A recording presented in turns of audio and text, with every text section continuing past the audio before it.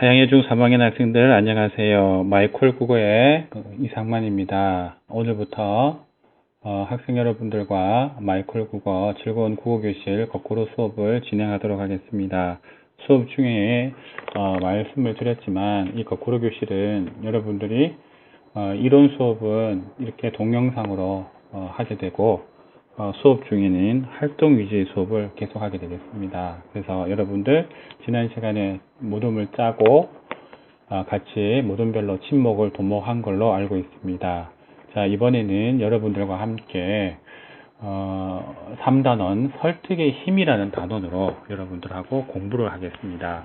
이 3단원의 설득의 힘은 굉장히 중요한 단원입니다. 어떤 단원이냐 하면 오늘날 우리 현대생활은 설득이 중요하고 이 설득은 곧 힘이고 기술이고 능력으로 인정받는 시대에 우리가 살고 있습니다. 그래서 우리가 여러 가지 매체를 통해서 설득하는 것을 배워야 되는데 그 어떤 매체든지 간에 거기에는 설득하는 다양한 전략들이 숨어 있습니다. 그래서 이번 시간에는 설득이 무엇이며 광고를 통해서 이 광고 속에서 설득이 어떤 전략을 사용하고 있는가, 그리고 그 효과는 무엇인가에 대해서 공부해 보는 시간으로 갖도록 하겠습니다. 먼저 광고의 뜻을 보기 이전에 설득을 먼저 설명해 드리도록 하겠습니다.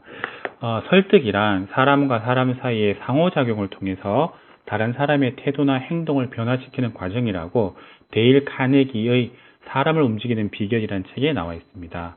그리고 전영우의 국어합법론에는 설득이란 듣는 사람으로 하여금 어떤 사실을 강도 있게 느끼게 하고 사고하게 하며 믿도록 하는 것이다. 그리고 설득이란 송신자가 커뮤니케이션을 이용하여 자신의 의도대로 수용자의 태도를 변화시키는 현상이다. 그래서 이 설득을 종합하면 인간의 행동을 결정하는 여러 가지 요소를 동원하여 상대방을 이해시키고 납득시키고 공감시켜서 상대의 사고나 행동에 변화를 일으켜주는 언어적 수단을 설득이라고 합니다. 그래서 이거는 지금 이 설득의 정의는 주로 말로 한 것인데 이것들보다 더 강력한 힘이 뭐냐면 여러분들 요즘 광고가 대세가 되었죠. 광고가 큰 힘을 발휘하게 됐습니다. 짧은 시간 안에 사람들을 말과 영상과 음악으로 사람들을 사로잡고 그 광고의 목적을 달성하는 이 놀라운 광고의 비결을 우리가 배우고 익혀서 다음 시간부터 광고를 분석하는 우리 그런 시간을 갖도록 하겠습니다. 자, 그러면 두 번째 장 광고의 뜻을 보도록 하겠습니다. 광고란 상품의 홍보나 공공의 이익을 목적으로 매체를 통하여 소비자를 설득하는 걸 얘기합니다. 그러면 이 광고의 종류에는 뭐가 있냐면 상업 광고, 기업 광고, 공익 광고가 있습니다. 여기 상업 광고가 기업 광고는 둘 다 공익성을 하지 않는 그런 광고적인 게 되겠고, 밑에 거 공익 광고는 공익적, 즉 공공의 이익을 위하여 어떤 메시지를 전달하는 게 되겠습니다. 자, 그러면 우리가 본격적으로 광고의 설득 전략을 한번 보도록 하겠습니다. 광고의 설득 전략은 네 가지 요소에 따라서 달라질 수 있습니다. 첫 번째, 광고의 목적, 그리고 광고 매체, 광고의 대상, 그리고 제작 비용과 기간 등에 따라서 설득 전략은 달라집니다. 무슨 말이냐 하면 광고를 하는 사람은 광고주가 광고 기획자에게 제시를 할 때에 이러한 요소들에 따라서 광고는 다르게 제작될 수 있습니다.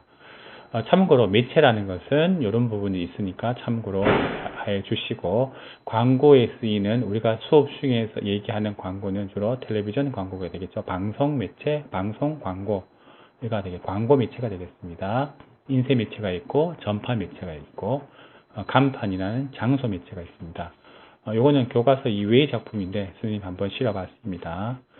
자, 그래서 오늘 여기서 이 단어는 광고의 설득 전략은 요 네 가지에 따라서 달라진다. 이해해 주시고, 그럼 광고의 설득 전략과 효과를 한번 알아보도록 하겠습니다. 광고에 등장하는 사람이 연예일 수도 있고 평범한 사람일 수 있습니다. 평범한 사람을 등장시켜서 광고를 내세울 때에는 독자들로 하여금 친근함을 줍니다. 반대로 여기 있는 유명인을 내세울 때에는 광고에 대한 주목을 하게 하겠죠. 우리 학교에 여진이 와서 수업을 한다면 참 좋겠죠, 그죠? 마찬가지 모든 학생들이 주목하게 되고 호감을 갖게 되겠죠. 두 번째, 일상적인 경험을 보여주면 일상 속의 작은 경험들을 가지고 광고를 보여주게 되면 독자로부터 그래 맞아 저거 나도 저렇게 경험해봐서 라는 공감을 일으키게 됩니다. 그리고 어떤 문제에 대한 구체적인 방안을 제시하는 그런 설득을 하게 되면 쉽게 독자들이 실천할 수 있도록 질문에 대한 답을 주는 방법으로 이렇게 답을 주는 설득 전략이 있습니다. 그리고 우리 교과서에 나와 있지만 소리는 같지만 뜻이 다른 단어, 언어를 사용하거나 또는 인상적인 이미지를 쓴다는 것은 이미지를 연결시켜서 새로운 것들을 발견해내는 것은 참신함, 새롭다라는 느낌을 주게 되겠죠. 새롭다라는 느낌을 줍니다.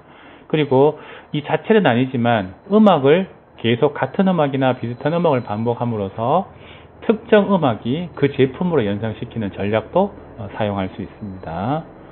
그리고 마지막으로 익숙한 제품 또는 익숙한 우리 개콘의 어떤 특정 인물들 내지는 그 개콘의 어떤 소재들을 이용해서 그거를 제품에 넣을 때 패러디하는 거 있습니다. 그래서 패러디를 해서 웃음과 유머를 유발시켜서 제품을 쉽게 기억하는 효과를 주는 게 있습니다. 이 부분은 여러분들이 반드시 필기를 하기 바랍니다. 여러분들은 반드시 필기를 해서 제출해 주시기 바랍니다. 그럼 다음 매체에 따른 전략은 무엇이느냐? 매체란 아까 얘기했던 방송 매체 한번 보도록 하겠습니다. 여기 있던 전파 매체죠. 라디오, 텔레비전, 인터넷 같은 전파 매체는 특징이 있습니다. 텔레비전은 영상과 문자, 소리, 영상이 다 나가겠죠. 그래서 시간이 또 정해져 있으니까 광고 시간이 5분이면 5분, 2분이면 2분 시간이 정해져 있어서 주로 이야기가 있는 내용으로 구성합니다. 라디오는 음성, 소리만으로 사용하기 때문에 영상이 나가지 않죠. 그래서 비슷한 문장 구조를 반복하는 운율을 최대한 사용하고 앞에서 배웠던 음악, 그렇죠? 음악을 많이 연결하겠고, 그렇죠? 그런 부분으로 해서 광고가 짜져야 되겠죠. 인터넷도 마찬가지입니다. 음성과 문자, 소리, 영상, 텔레비전하고 똑같죠. 그 대신에 텔레비전 매체보다는 약간 시각적인 다른 청각적인 요소와 그런 부분들이 약하기 때문에 시각적인 인상을 중요하게 여깁니다. 그리고 인터넷은 광고를 할 때 배너, 팝업 창을 많이 활용하기도 합니다. 그래서 이것은 매체에 따른 매체, 즉 방송을 실어보내는 그 방송을 통해서 방송 정보 광고를 내보내는 매체가 달라지므로 달라질 때 어떤 걸 이용하느냐에 따라서 그 광고의 내용이 달라질 수 있겠습니다. 다음으로 이것이 우리가 건전한 소비자라면 이 광고의 평가를 잘 하셔야 되겠습니다. 광고를 듣거나 먹을 때 무조건 따라가서는 안 되고 내용이 적절하고 타당한지를 비판해서 따져서 수용하는 태도가 필요합니다. 예를 들어서 대출 광고가 많습니다. 대출 광고 정말 재밌고 음악도 반복적으로 되어져 있어서 유치원생들도 많이 따라하는 이 대출 광고가 상당히 부정적인 영향을 많이 주기도 합니다. 일상생활에. 그래서 평가 기준을 볼 때 저 광고가 좋으냐 나쁘냐의 광고는 이렇게 합니다. 광고의 목적, 대상을 고려할 때 광고의 내용이 적절한가, 내용에 과정이 없는가, 내용이 허구는 없는가를 찾아야 되겠죠. 그 다음에 두 번째, 저런 광고를 했는데 이 매체가 과연 적당한 매체였는가. 라디오로 하는 매체보다 텔레비전 하는 게 나을 수 있겠지만 라디오를 하는 것들을 텔레비전 하는 형식으로 이거 보세요, 이거 보이나요? 라디오는 절대 보일 수 없는 이런 부분들을 써서 매체를 선정했다면 잘못된 게 되겠죠. 설득의 전략이 적절한가, 즉 설득을 할 때 앞에서 배웠던 6가지, 7가지 그 설득 전략이 제대로 잘 유기적으로 잘 경합되어져 있는가라는 부분입니다. 그리고 허위나 과장이 없는가, 사실적인가 반드시 확인해 보셔야 되겠습니다. 우리 교과서에 마지막에 조금 나와 있는 허위와 과장에 대해서 한번 알아보도록 하겠습니다. 허위는 진실이 아닌 것을 진실처럼 얘기하는 거고요. 과장은 사실보다 지나치게 불려서 얘기합니다. 그래서 주로 허위, 과장 한꺼번에 얘기하기도 합니다. 그래서 하는데 우리 교과서에서 구분하라는 부분이 조금 나와 있기에 구분해 보도록 하겠습니다. 얼마 전에 문제가 되었던 허위 과장 광고의 대표적인 것 귀뚜라미 보일러 한번 보도록 하겠습니다. 이건 허위 부분에 문장이 있었습니다. 세계 최초 패스 열구항기 4번 타는 귀뚜라미 보일러라고 얘기했었는데 여기서 4번 타는 열구항기라는 부분이 있습니다. 포패스라는 부분이 있는데 이거는 귀뚜라미가 세계 최초가 아니라 이미 150년 전에 세계 최고 기술이 된 거죠. 그러니까 귀뚜라미가 이렇게 얘기한 것은 허위가 되겠죠. 콘덴싱 보일러라는 부분도 마찬가지입니다. 세계 최초 콘덴싱이라고 얘기했는데 콘덴싱은 1978년 네덜란드에서 벌써 발견된 방식입니다. 그래서 이것도 허위가 되겠습니다. 그 다음에 펠릿 보일러를 국내에서 처음 만든이라고 얘기했지만 이것도 잘못됐습니다. 타 사업자, 즉 다른 부분에서 다른 회사에서 먼저 개발했던 거기 때문에 이것도 거짓이 되겠습니다. 그러면 허위죠. 그죠? 귀뚜라미 그래서 이 광고 이제 못합니다. 이 광고 못합니다. 그럼 과정을 한번 보도록 하겠습니다. 다이어트 광고. 자, 이런 문구가 많이 나옵니다. 실제로 운동과 겸비에 섭취해도 몸무게를 줄이는데 힘든데 마치 그 약만 먹으면 한 달에 몇 킬로 빠진다는 광고는 전부 과장 광고입니다.